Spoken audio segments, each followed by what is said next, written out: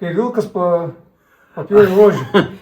Jo, čia irgi geras. Kas čia per istorija? Aš vieną kartą čia užėjęs į kaimą, irgi žiūriu, toks ožys gražias ragas ir sakau, jeigu kada nors jau mano nudaigos, atsakau, aš jau norėčiau tų kaukolį įsigyti, ir taip ir nepagalvojau, nei tos pavardės tų žmonių nieko, nei palikau telefoną numerį, ką paskambintų, paskiau po kiek laiką, ar tai po metų, po kiek, nebeatsimenu, skambin moteris.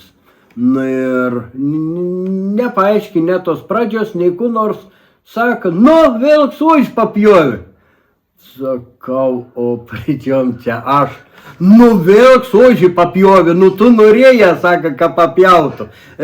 Sakau, ne, ką papjautų nenorėjau. Bet sako, tai tu ragų norėjai.